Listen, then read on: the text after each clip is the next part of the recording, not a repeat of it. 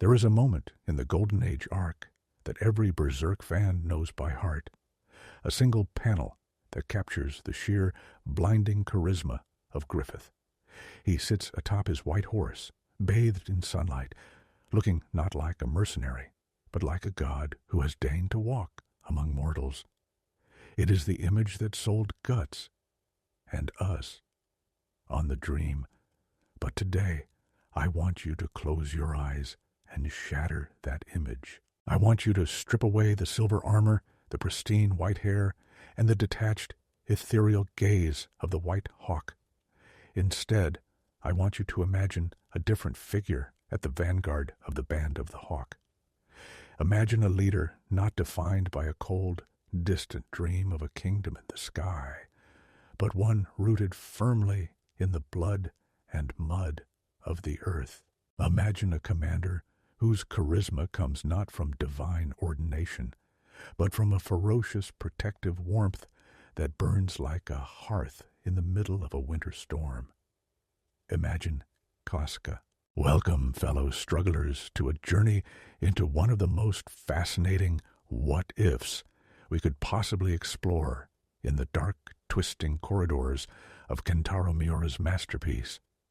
We are going to walk a path where the hierarchy is inverted, where the dynamics of power, gender, and ambition are reshuffled, and where the tragedy of the eclipse might just take a shape that breaks our hearts in an entirely new way. Today, we ask, what if Casca was the true leader of the Band of the Hawk? And to answer this, we cannot just swap their places in the panels. We have to fundamentally rewire the psychology of the story. We have to dig into the very soul of what it means to lead, what it means to dream, and what it means to sacrifice. Let's start by grounding ourselves in the reality of the Golden Age. In the canon, Casca is the sword to Griffith's will. She is the executioner of his grand design, the capable lieutenant who keeps the machinery of the band running while Griffith gazes at the castle in the distance. But Miura showed us, specifically during the year-long period after Griffith's imprisonment, that Casca is a leader. She held the crumbling remnants of the Hawks together against impossible odds. She carried the weight of hundreds of lives, the grief of a lost dream, and the constant threat of annihilation, all while repressing her own shattering heart. If we take that resilience, that ability to endure the unendurable, and place it at the start of the story, the tone of the band changes instantly. If Casca is the leader, the Band of the Hawk is no longer a tool for one man's ascension. It becomes a family of survivors. Think about Casca's backstory. A peasant girl saved from a nobleman's assault, rising through sheer grit. Her leadership wouldn't be about conquering Midland. It would be about proving that people like them, the unwanted, the poor, the women, the outcasts, have a right to exist. The dream shifts from a selfish desire for a kingdom to a collective desire for dignity. This is crucial because it changes how Guts enters the picture. Picture the scene. The young feral mercenary Guts, swinging his oversized sword, takes down a hulking raider like Bazuso. He takes his coin and rides off, uncaring, solitary, a beast protecting his own wounds. In the original, Griffith hunts him down because he sees a tool he must possess. "I want you," Griffith says. It is possessive. It is an acquisition. But if Casca is the leader, she doesn't hunt Guts to own him. She hunts him because she sees a kindred spirit, another stray dog who has survived by biting back. The duel on the hill would be electric. In the canon, Guts fights Casca first, and while she is skilled, he overpowers her before Griffith steps in. But in our timeline, Casca is the final boss. She has to be stronger, faster, more decisive. When Guts swings that slab of iron, Casca doesn't just deflect. She dances through the clearance.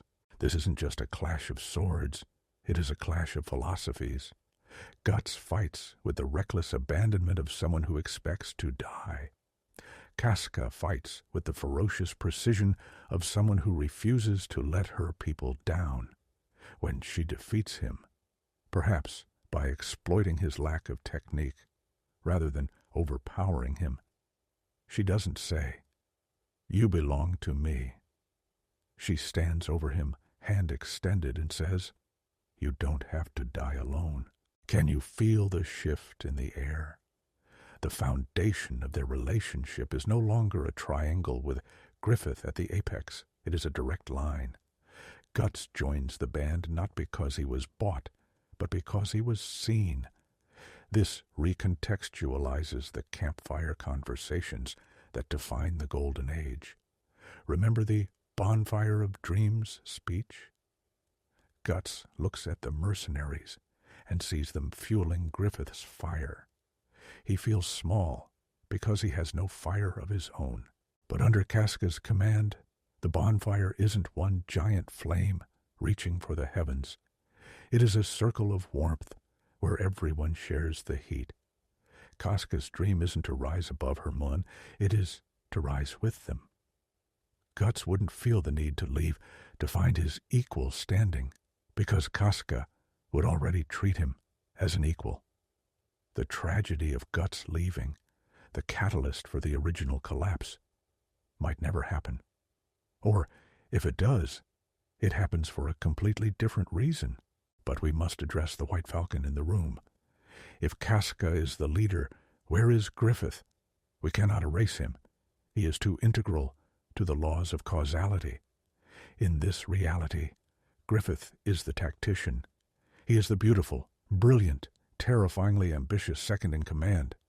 Imagine a Griffith who was perhaps born with a frailer body, or a Griffith who recognized that his charisma worked better from the shadows.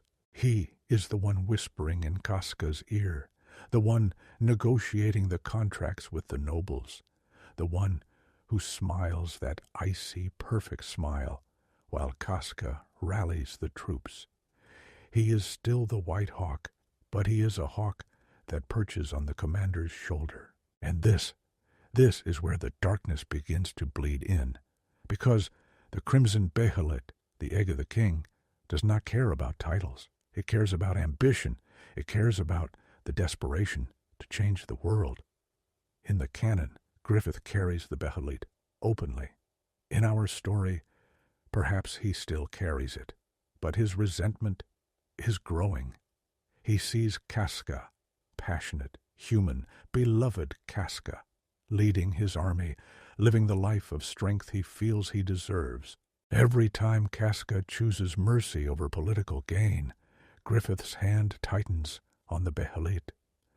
Every time the men cheer for the Iron Maiden instead of the White Hawk, a crack forms in his psyche. We also have to talk about the Zod encounter. When Nosferatu's Zod slaughters his way through the hawks in the castle, he stops when he sees the behelit. In the original, he warns Guts, "If you can't be a true friend to this man, then on the day his ambition crumbles, you will face your death." In our version, Zod would look at Griffith, the lieutenant, the shadow, and see the behelit, but he would look at Casca, the leader, standing fearlessly between a demon and her men, and he would see the sacrifice. The prophecy shifts. Zod's warning to Guts becomes chillingly different. If you cherish this woman, then on the day that man's envy consumes him, you will witness a hell beyond imagining. This changes the stakes of the struggle. We are no longer watching a man fall from grace. We are watching a woman build a family on the edge of a volcano, unaware that the eruption will come from within. Casca's leadership is defined by her humanity, and in the world of Berserk, humanity is often the thing that gets punished the hardest. Her strength is her connection to others, to Judeau, to Pippin, to Guts. She fights for them. But Griffith fights for the abstraction of power. The tension between Casca's earth leadership and Griffith's sky ambition becomes the engine of the story. Think about the politics of Midland. In the canon, the nobles despised Griffith for his common birth, but were seduced by his results. With Casca, a woman of color leading a mercenary band, the prejudice would be magnified 1,000 times. The victories she secures would be harder won, the respect more grudging. She would have to be twice as good to get half the recognition, and this struggle would bring Guts and her closer together.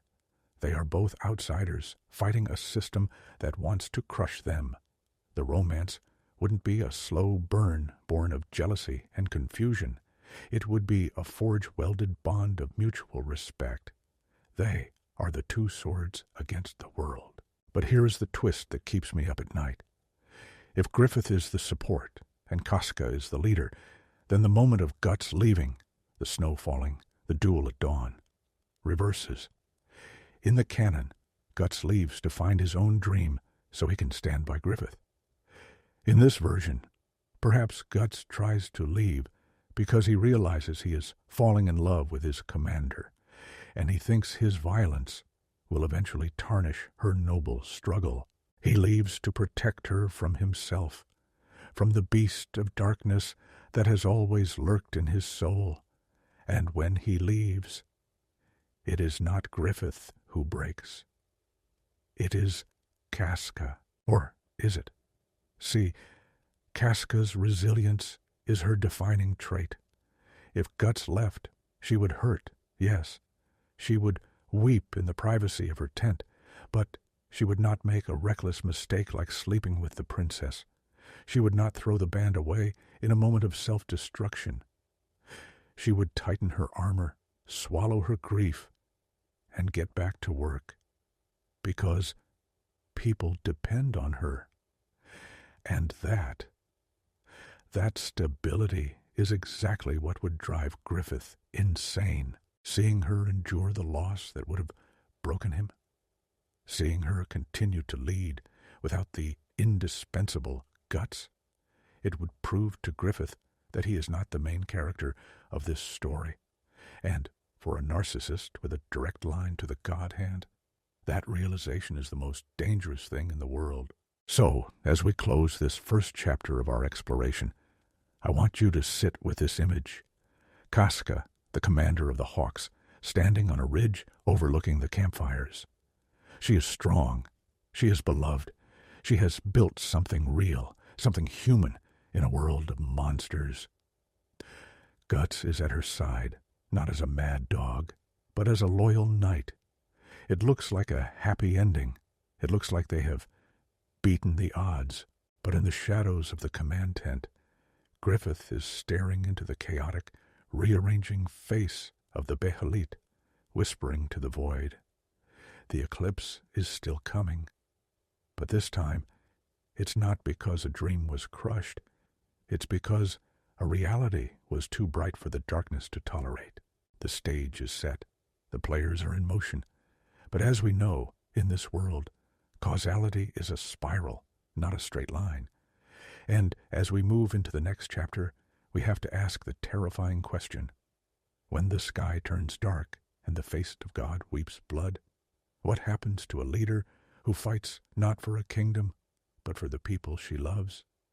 The answer lies in the abyss, and we are going to stare into it together.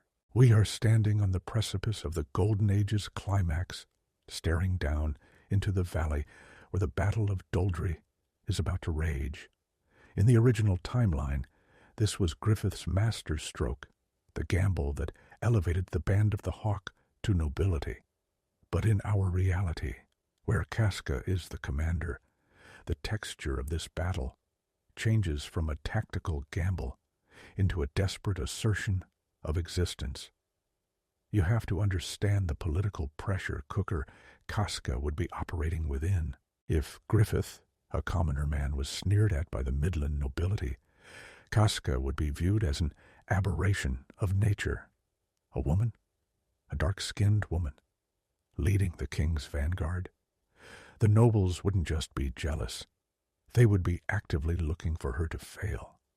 They would be betting on her death. Every command she gives isn't just a tactical decision. It is an act of defiance against the rigid caste system of the world. So, imagine the Battle of Doldry not as a chess match played by a detached genius, but as a brawl in the mud where the commander is on the front lines screaming orders over the clash of steel. In the canon, Casca was suffering from a fever and menstrual cramps during this battle, a plot point that Mura used to highlight her biological vulnerability and Guts' role as her protector. But let's flip the script. In this version, she is still suffering. The pain is there. The fever is burning her up from the inside. But because she is the leader, she cannot show a flicker of weakness. She cannot faint. She cannot stumble. If she falls, the band falls. The psychological weight of this is crushing. She rides out to face General Boscan, not because she was ordered to, but because she knows her men need to see her conquer the unconquerable. Here is where the dynamic with Guts becomes the stuff of legends. In the canon, Guts intervenes to save her. In this timeline, Guts intervenes to facilitate her victory. When her sword breaks, or is about to, Guts throws her a fresh blade. He acts as her enforcer, clearing the path so she can deliver the killing blow to Boscan. And when Adon Koborowitz, that pompous buffoon, spits his misogynistic insults at her, it isn't Guts who shuts him up. It is Casca, exhausted, bleeding, perhaps barely staying upright on her horse, who drives her sword through the enemy standard and looks down at him with the terrifying, cold eyes of a warlord. "I am not a woman to you," she might say, echoing the hardness the world has forced upon her. "I am your death." The victory at Doldry in this timeline triggers a massive explosion of adoration from the common soldiers and the people of Midland. They chant her name, the Iron Maiden, the Queen of Hawks. And standing in the shadow of this adulation, watching from the balcony while Casca is hoisted onto the shoulders of Pippin and Judeau, is Griffith. We need to pause and really analyze Griffith here. This is a man defined by the belief that he is the protagonist of reality. He believes he is chosen by the laws of causality to rule. In the original story, he owns the glory. But here, he is the architect, yes. His strategies won the battle. But the love, the worship, it's all going to Casca. And this touches on a profound psychological truth about narcissism and the shadow. In Jungian psychology, the shadow is the part of ourselves we deny. For Griffith, his shadow is his dependence. He cannot accept that he needs others. Seeing Casca, someone he likely views as his finding, eclipse him in the eyes of the world would be a psychic wound that never heals. He isn't just jealous. He feels robbed. He feels that the universe has made a clerical error. The crimson behelit, tucked away in his doublet, begins to hum.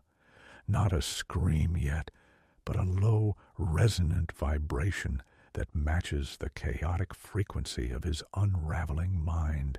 And then comes the victory ball. In the canon, this is a moment of high tension and assassination plots. In our version, the assassination attempt by the queen and the ministers targets Casca. They try to poison her wine. And who saves her? Is it Guts? No, it's Griffith. He uncovers the plot not out of loyalty, but out of possessiveness. No one breaks my toys but me. He navigates the court intrigue, silencing the conspirators with that terrifying efficiency we know so well. But when he reports to Casca, he expects gratitude. He expects her to realize she cannot survive without him. Instead, Casca, emboldened by the victory and her deepening bond with Guts, talks about the future, a future where perhaps they don't need the nobility at all. She talks about retiring the band or finding a land of their own. She talks about the very thing Griffith hates, settling. This brings us to the bonfire of dreams conversation, which must be fundamentally recontextualized. Guts and Casca, alone on a ridge. In the original, Guts talks about leaving to find his own sparks. Here, the conversation is an admission of mutual exhaustion. Casca takes off the helm of the commander. She lets her hair down. She confesses to Guts that she feels like a fraud, that she's terrified every single day that her luck will run out and she'll get everyone killed. She reveals the crushing loneliness of leadership, the fact that she can't be friends with her soldiers because she has to be ready to order them to their deaths. Guts listens. He doesn't offer philosophy. He offers presence. He realizes that if he leaves, he isn't just leaving a mercenary band. He is pulling the support beam out from under the woman who holds the sky up. But, and this is the tragic irony, he still decides to leave. Why?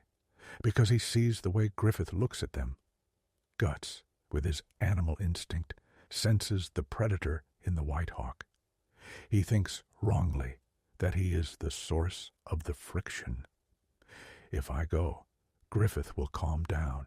If I go, Casca can rely on Griffith again, and the political balance is restored. He leaves not for himself, but as a sacrifice for her stability.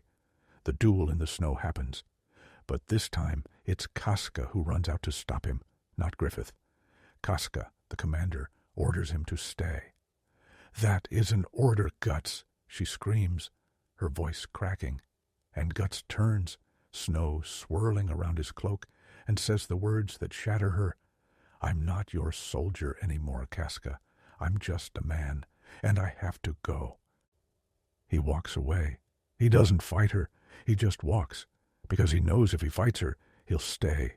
And Casca, she doesn't collapse. She doesn't fall to her knees. She stands there, trembling with rage and heartbreak, gripping her sword until her knuckles turn white. She is the leader. She has a war council in an hour.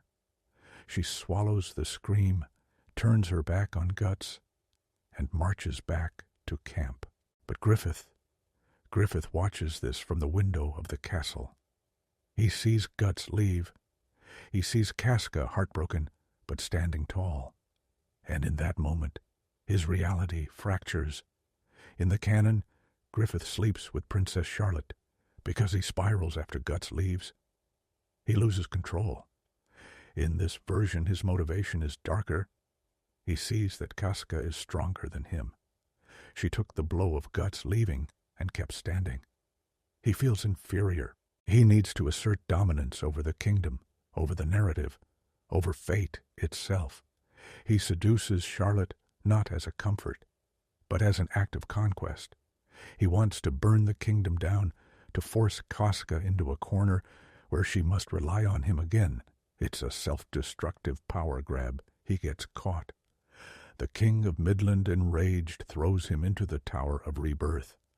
The Band of the Hawk is declared outlawed.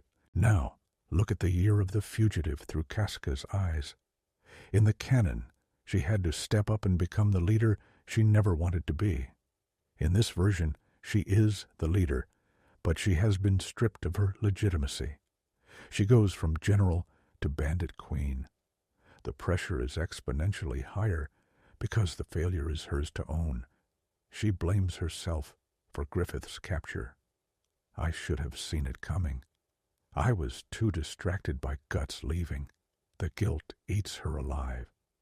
But she performs miracles. For 1 year, she keeps the Hawks alive in the wilderness, outmaneuvering the Midland army. She becomes a legend of terror to the nobility, a ghost who strikes from the woods. But internally, she's dying. The absence of Guts and the imprisonment of Griffith have left her with no peers, only subordinates. She's entirely alone. Judeau tries to help, but he can't bridge that gap. She becomes harder, colder, more ruthless. The Iron Maiden becomes a literal description. She stops smiling.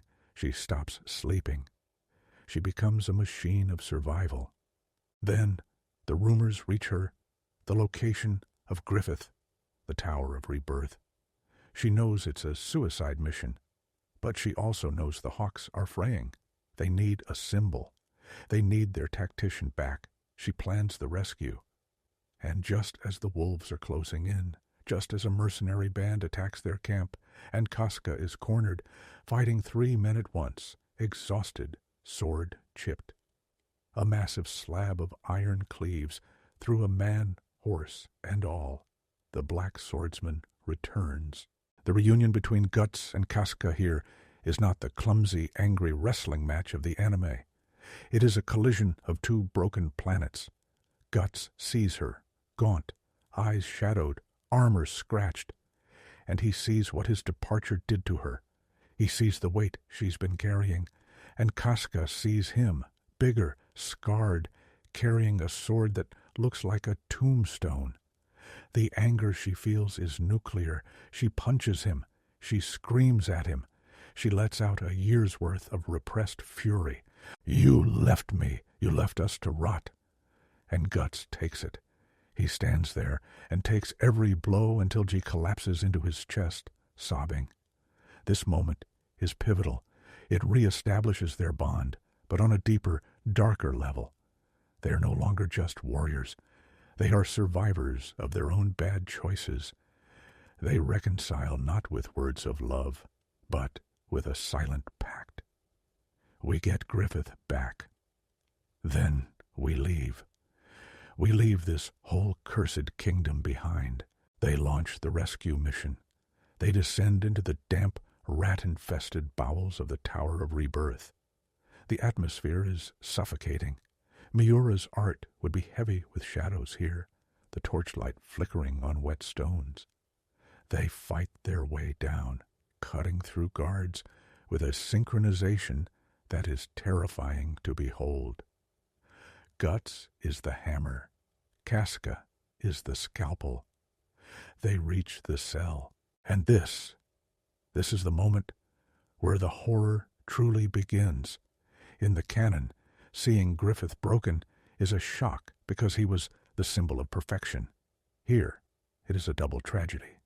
Casca sees the man who was her shadow, her tactician, the one who helped her build the dream, reduced to a flayed husk. But Griffith looks up through the agonizing slit of his helmet. He sees them.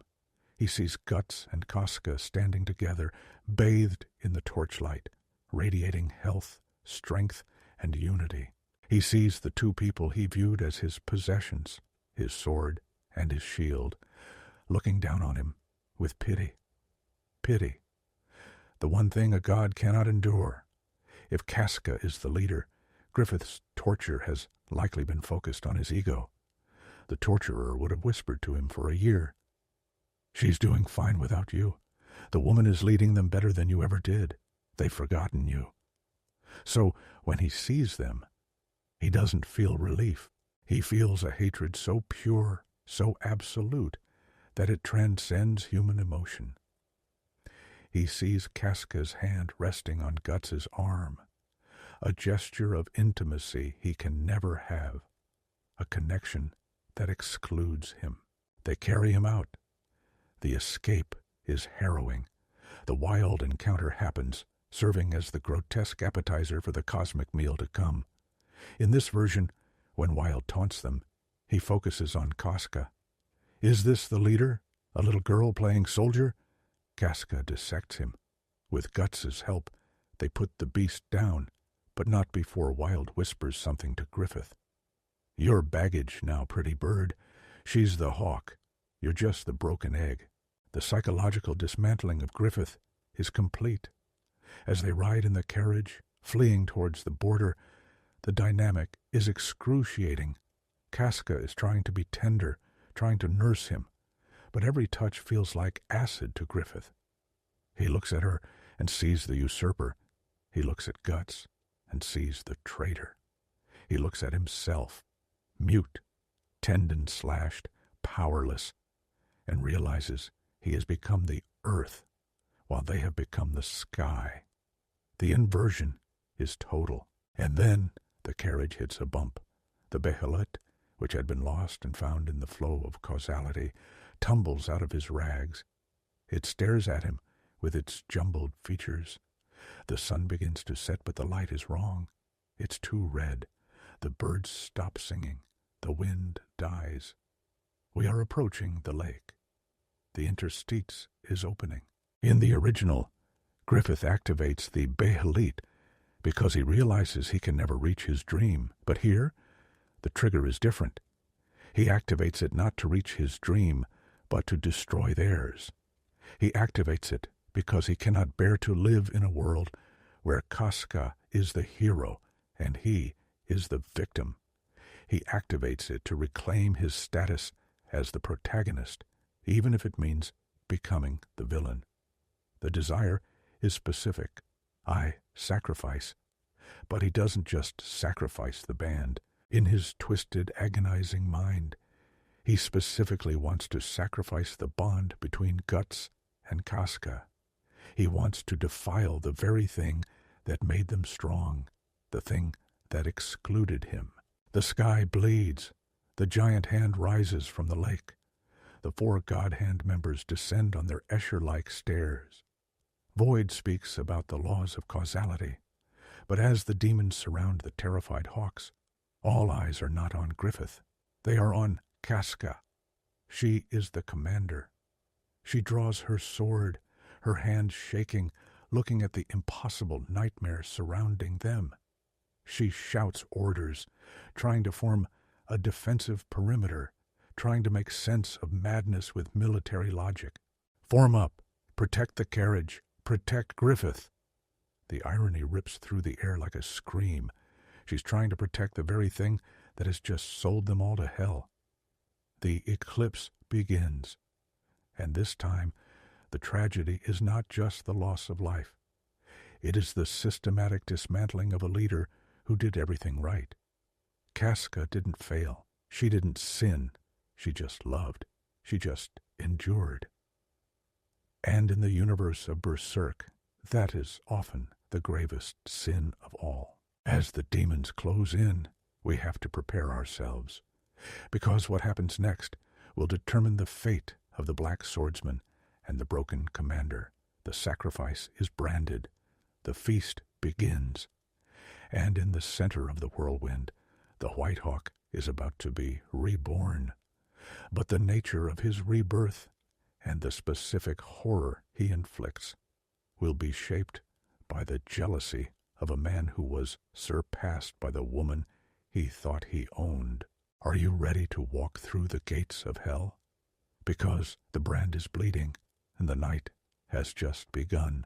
The sky has turned the color of raw meat. The sun is a black hole rimmed by a corona of screaming light.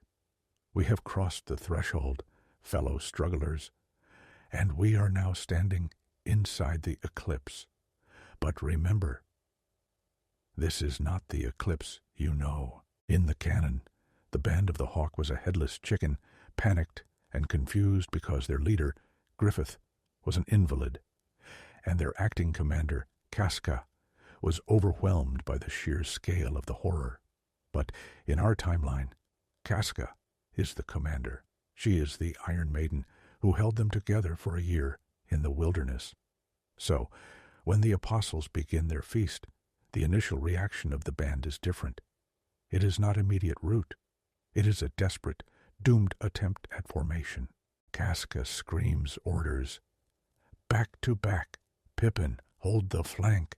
Judeau, eyes up. For a fleeting, heartbreaking minute, we see the brilliance of her leadership. They form a defensive ring around the carriage, around the very man who has just sold them to the butchers. This makes the tragedy infinitely worse, because we see them trying. We see the discipline Casca instilled in them. They are fighting with the coordination of a veteran unit, believing that if they just hold the line, they can survive. But Miura's world is cruel. Tactics do not work against nightmares. The massacre begins, and it is a systematic dismantling of Casca's life's work. When she sees Gaston's head explode, she doesn't just feel fear. She feels a crushing, suffocating failure. Every death is a direct indictment of her command. In the original, she was a victim witnessing hell. Here, she is a captain watching her ship sink with all hands on board, and she is powerless to stop the water. The death of Judeau takes on a new, excruciating dimension. In the canon, he loved her quietly, respecting her love for Griffith. In this timeline, he was her most trusted advisor, her confidant, the one man who treated her authority with absolute deference, while caring for the woman beneath the armor. When he dies shielding her, peppering the apostles with throwing knives, his final words, "I couldn't say it," hit harder. He isn't just regretting unconfessed love. He is regretting that he couldn't save his commander. He dies knowing that the woman who deserved to rule the world is about to be devoured by it. Casca holds him as the light fades from his eyes, and for the first time, the leader cracks. The scream she lets out isn't a battle cry. It is the sound of a soul being ripped in half, and then silence. The carnage slows. The heavy, oppressive pressure of the God hand descends. The fifth finger curls. Griffith is gone. In his place stands Femto. Let's analyze the birth of Femto in this context. In the original, Griffith's transformation is a shedding of his humanity to achieve his dream. But here, driven by envy and a need to reassert dominance over Casca and Guts, Femto is born of pure malice. He descends not as a king claiming his throne, but as a tyrant crushing a rebellion. He lands in front of them. Guts is pinned, arm trapped in the jaws of a demon, eye gouged out, screaming in defiance. But Femto ignores him. His visorless, avian helmet turns slowly, deliberately, toward Casca. This moment is the crux of our what if. In the canon, the rape of Casca is often discussed as an act of inflicting pain on Guts, tainting the thing Guts loves to spite him. But in this timeline, Casca is not just the thing Guts loves. She is the alpha. She is the one who usurped Griffith's place in the sun. Therefore, the violation is a specific, targeted act of dethroning. Femto doesn't just want to hurt her. He wants to break the symbol she has become. He wants to strip the commander of her power, her agency, and her dignity, reducing her to a trembling object beneath him. It is an act of cosmic misogyny and power reassertion. He is saying, without words, "You thought you could lead my hawks? You thought you could stand above me? You are nothing." The horror of the scene is magnified by Casca's resistance. She doesn't just freeze. She struggles with the fury of a warrior. She fights him. But Femto is a god now. The futility of her resistance is what breaks her mind. It's not just the physical trauma. It is the metaphysical shattering of her will. The Iron Maiden melts in the heat of this hell. Guts watches this, forcing himself to look, cutting his own arm off with a broken sword, not just to save his lover, but to save his captain. The rage that births the black swordsman here is fueled by a specific injustice. He is watching the strongest person he knows being treated like garbage by the person they both sacrificed everything to save. When the Skull Knight bursts through the dimension, shattering the eclipse, he isn't just rescuing two survivors. He is rescuing the wreckage of a potential future. He grabs Guts and Casca and flees into the storm. The physical escape is successful, but the psychological toll is paid in full. We move to the cave of Godo the blacksmith, the aftermath. The silence of the waking world is louder than the screams of the Nexus. Casca wakes up, but, and this is the key deviation, she is not the Casca we knew. In the canon, she regresses to a childlike state, a potato, to escape the trauma. In our timeline, The regression is a total rejection of her identity. The leader is dead. The woman who wakes up cannot speak, cannot hold a sword, cannot look Guts in the eye. Why? Because the memory of being the commander is too painful. If she remembers who she was, she has to remember the faces of the men she failed.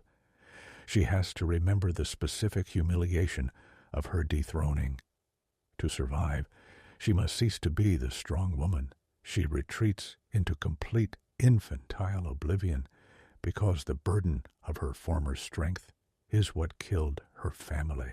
This breaks Guts in a way that is fundamentally different from the original story. In the canon, he is angry that Griffith took his friends and hurt his woman. Here, he is grieving the loss of a hero. He looks at Casca, wandering aimlessly, afraid of her own shadow, and he remembers the warrior who stood on the hill at Doldry. He remembers the fire in her eyes when she ordered him to stay. That woman is gone.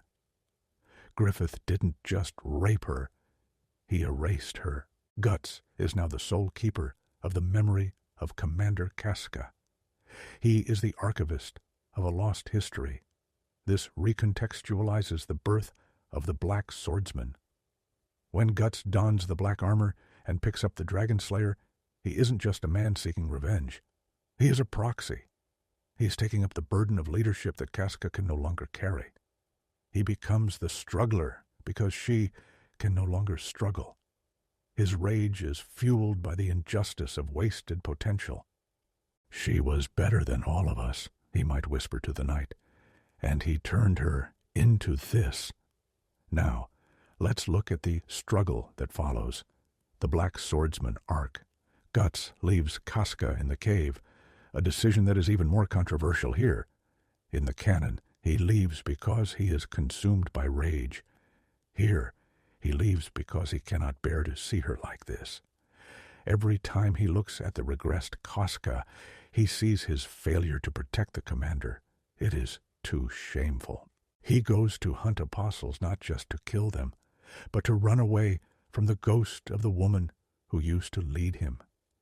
He is hunting Griffith because he wants to force him to acknowledge what he destroyed. He wants to scream at Femto, "Look at her. You were jealous of her, and now you rule a kingdom of corpses." But there is a twist in the demon infant, the corrupted child Casca gives birth to.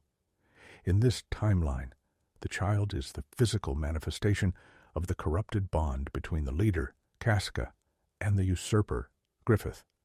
The child is drawn to Guts, but Guts is repulsed by it, not just because it's a monster, but because it represents the end of the Golden Age. Yet, Casca, even in her broken state, protects the child. This is the only remnant of her protective instinct remaining. The instinct to lead and protect has been warped into a primal, animalistic mothering of a demon. It is a grotesque parody of her former glory. As we move through the conviction arc, the narrative shifts. Guts realizes that running away to fight monsters is a betrayal of the promise he made to her. You don't have to die alone. He failed that promise once. He cannot fail it again. He returns to her, but when he returns, he finds that Casca has gone missing. She wandered off. This leads us to the Tower of Conviction, but with a different flavor.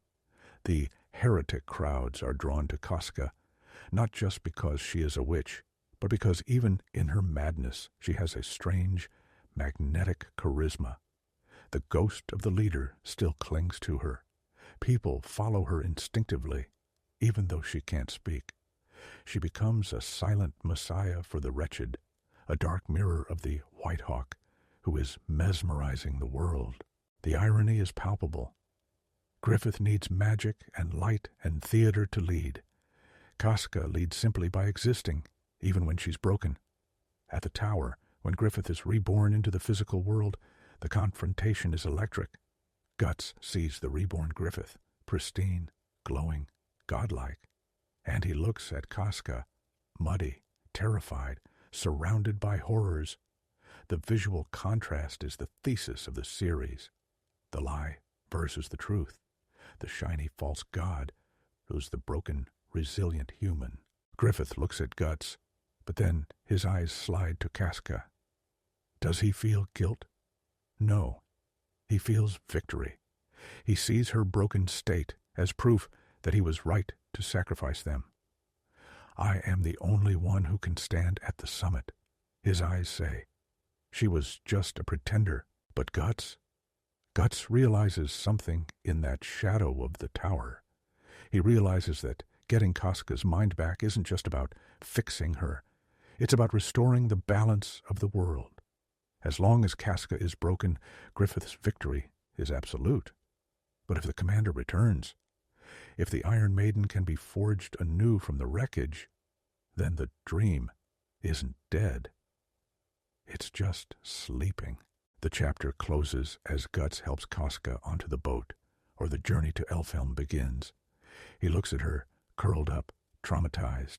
He touches the brand on his neck, which bleeds in resonance with hers. He makes a new vow, not revenge, not death, resurrection. He will march to the end of the world, into the heart of the astral world, to find the fragments of her mind. He will rebuild the leader, peace, by agonizing peace, because the world doesn't need a White Hawk. It needs the woman who knew how to bleed and keep standing. The tragedy of the eclipse in this timeline is that it stole the world's best hope for a human future. But the hope of the future arcs is that humanity is hard to kill. You can break the commander, you can violate her, you can shatter her mind, but you cannot erase the fact that she was.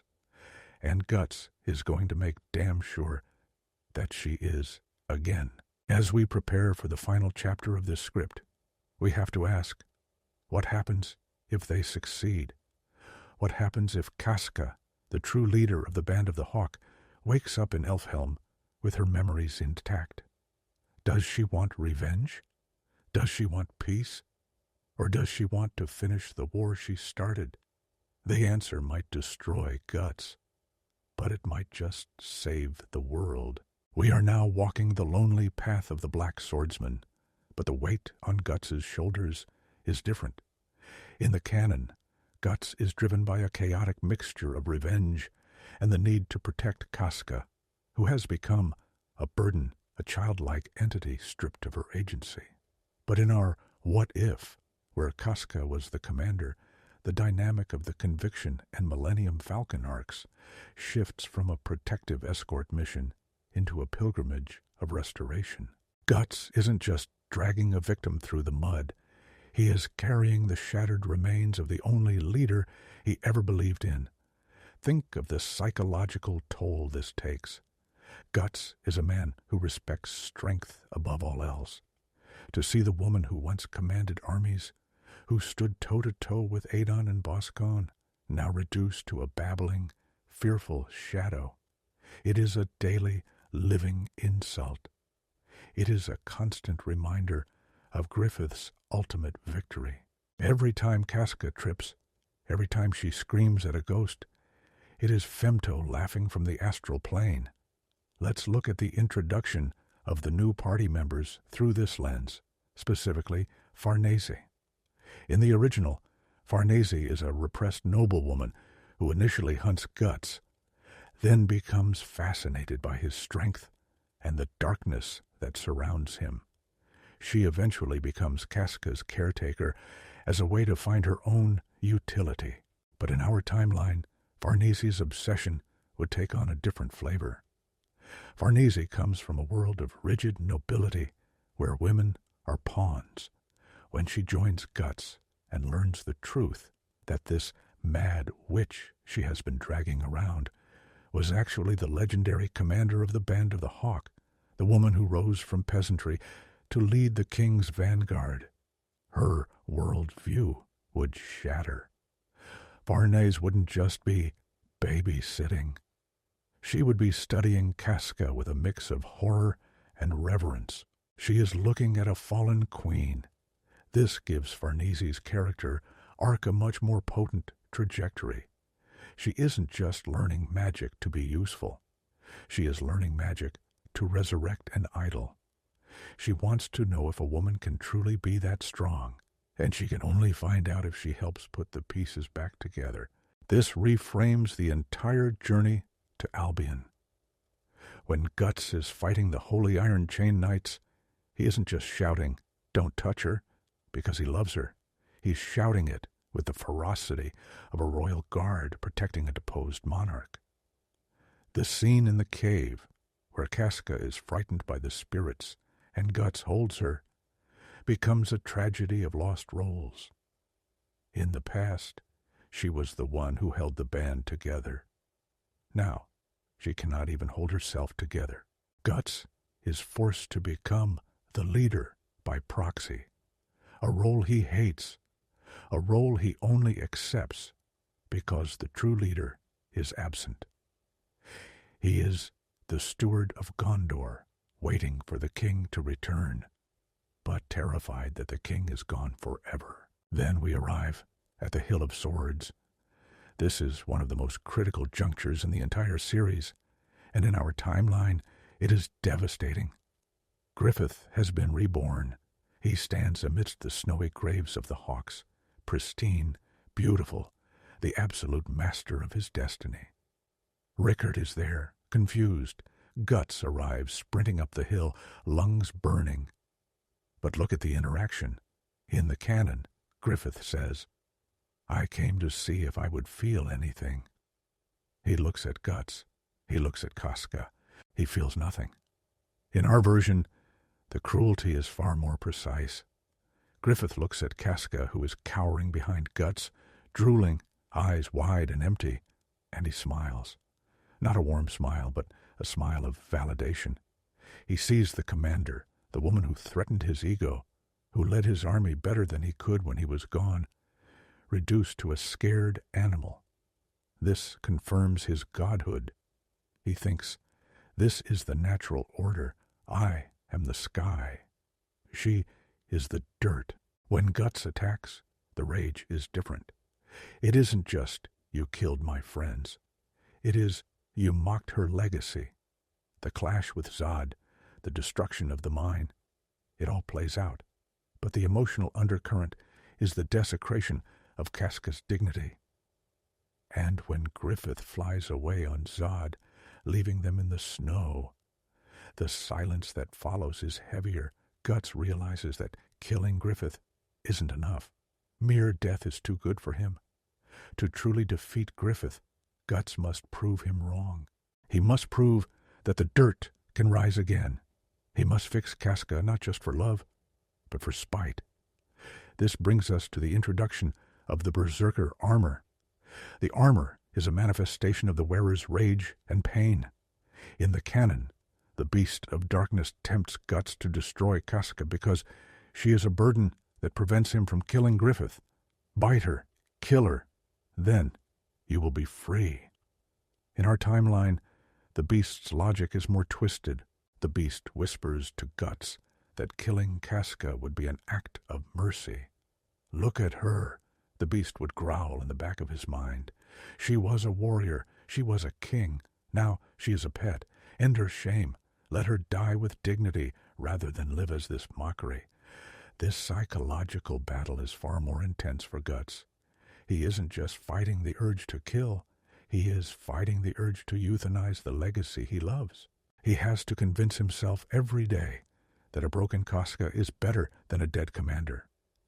Shirka's entry into the story adds another layer.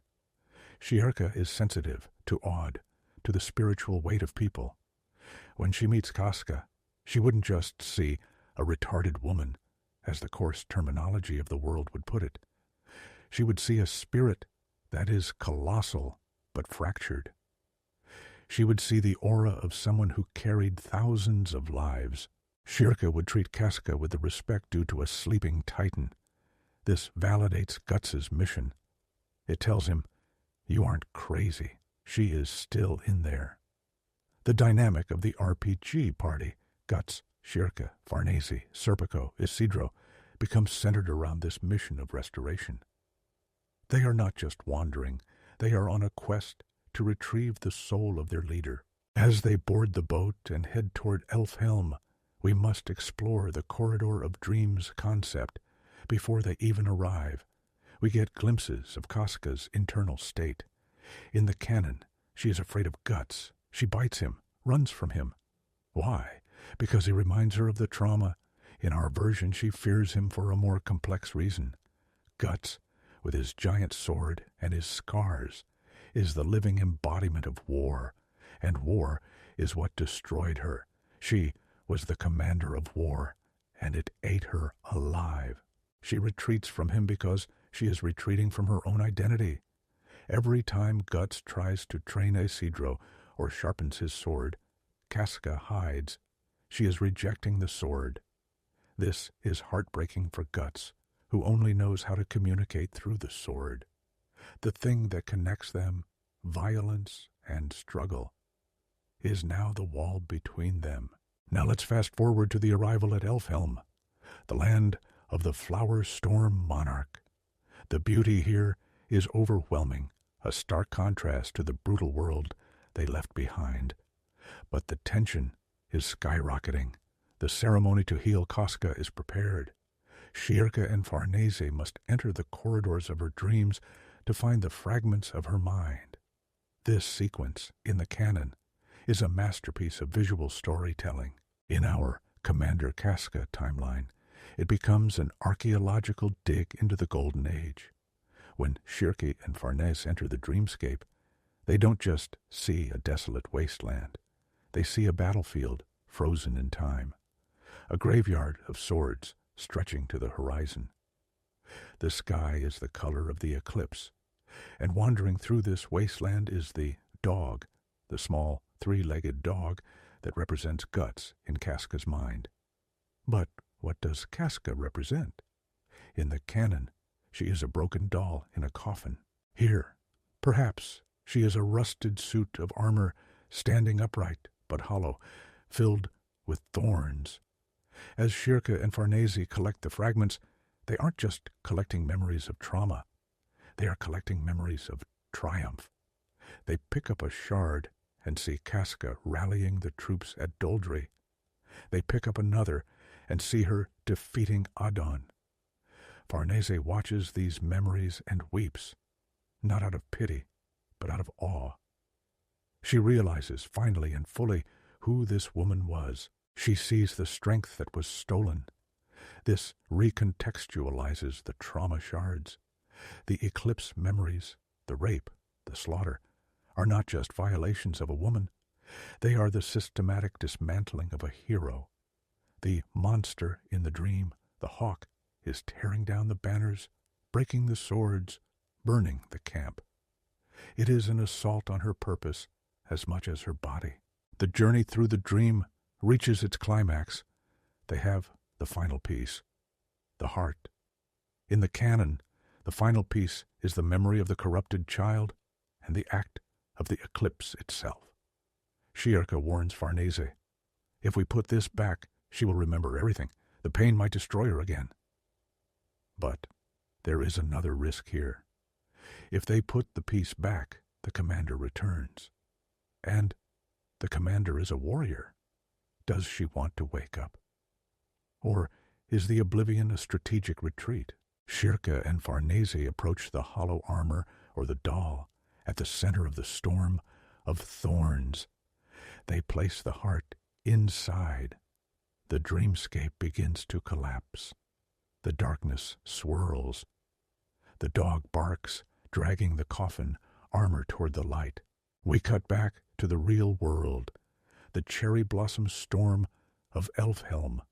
Guts stands outside the door, waiting. The black swordsman, who has fought gods and demons, who has traveled to the ends of the earth, is trembling. He is terrified. He is afraid that it won't work. But he is more afraid that it will. Because if Casca returns, he has to face her. He has to face the commander he left in the snow. He has to answer for his decision to leave the band. He has to answer for his failure to protect them. The guilt he has been carrying for years is about to look him in the eye. The door opens. Danan, the flower storm monarch, steps aside. Casca is sitting up on the bed. The emptiness is gone from her eyes. The drool is gone. The posture is different. She isn't slouching. She is sitting with the straight spine of a soldier. She looks at her hands, hands that used to hold a sword, now soft from years of inactivity. She clenches a fist. She looks up. Her eyes scan the room. Farnese, Shirka. And then, finally, they lock onto Guts. In the canon, this moment is fraught with PTSD. She screams. But remember, this is Commander Casca. She has just remembered everything. She remembers Doldry. She remembers the 100-man slayer. She remembers the year in the wilderness. She remembers the eclipse. She remembers Femto.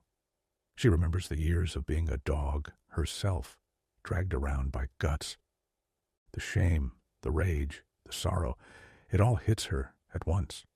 But she is the leader. She doesn't scream. She breathes, a shuddering, jagged breath that sounds like a sword being drawn from a rusted scabbard. Guts, she whispers. Her voice is raspy, unused to forming complex words. Guts takes a step forward, tears streaming down his one eye. Casca. She looks at him, and the expression is unreadable. Is it love? Is it hate? Is it relief? It is all of them. But then she asks a question that changes the trajectory of the entire ending. In the canon, she asks if it's really him. Here, she asks something that pierces the soul of the story. Where? Where are my men? Guts freezes. The weight of the golden age crashes down. He has to tell the commander that the army is gone, that they are the only ones left, that the war is over and they lost. Casca sees the answer in his face. She closes her eyes. A single tear tracks through the dust on her cheek. And then the steel returns. The Iron Maiden is back. She opens her eyes and they are burning with a cold, terrifying light. She doesn't look like a victim healing. She looks like a general assessing the damage after a massacre. Griffith, she says.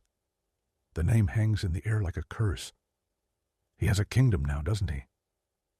Guts nods, terrified of where this is going. Casca swings her legs off the bed. She tries to stand, stumbles, and Farnese rushes to catch her, but Casca pushes her away gently. She forces herself to stand on shaking legs. She looks at Guts, then at the dragon slayer resting against the wall. Then, we have work to do, she says. This is the cliffhanger. This is the turn. We expected a reunion of lovers. We expected a healing trauma survivor. Instead, we got the return of the warlord.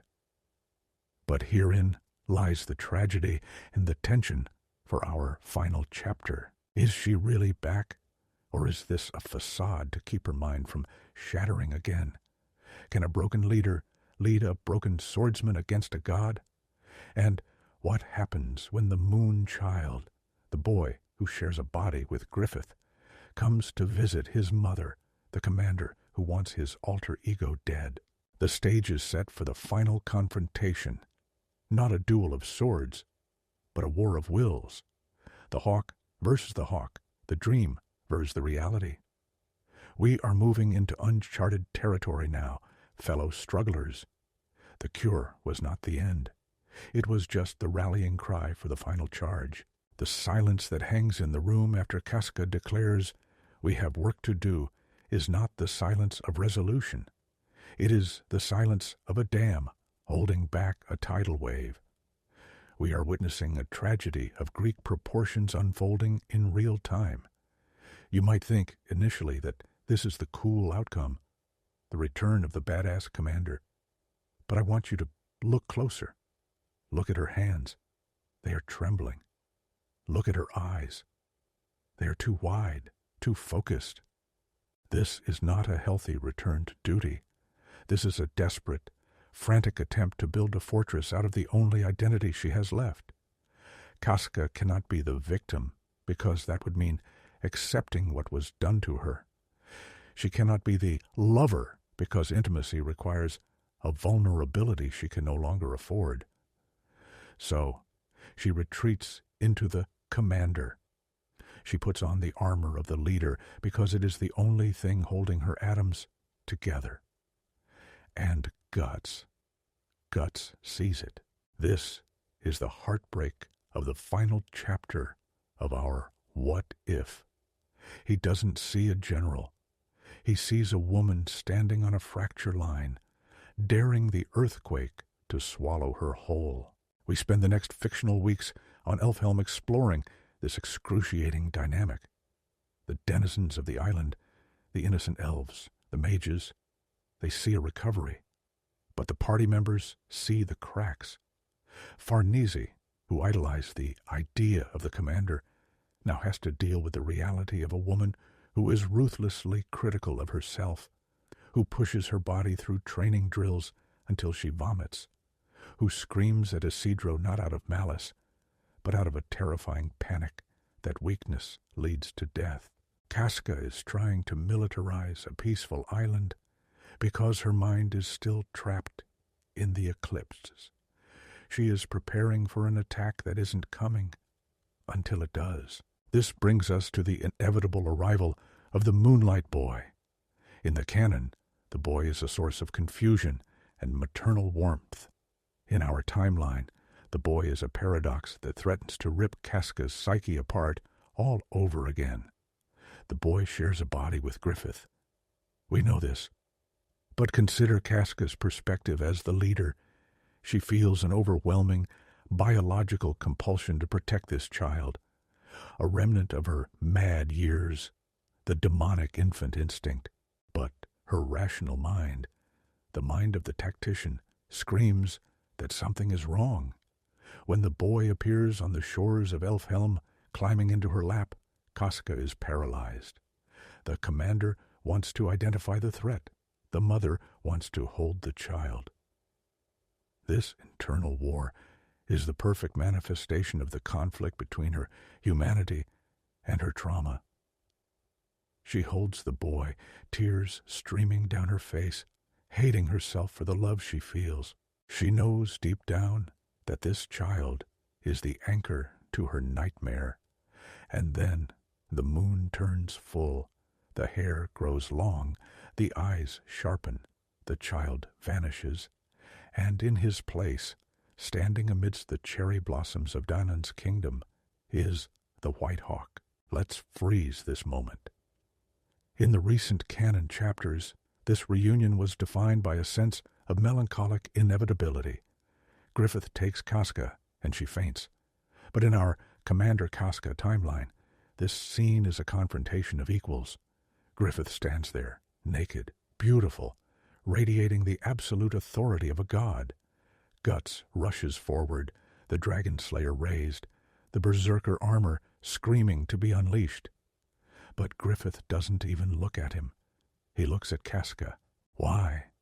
Because in this version of history, Casca is the one who proved him wrong. Casca is the one who led the band when he couldn't. Casca is the variable he couldn't calculate. When he looks at her, he doesn't see a broken woman to be pitied. He sees a rival sovereign. And his offer to her, spoken or unspoken, is terrifying. He doesn't just want to kidnap her. He wants to assimilate her.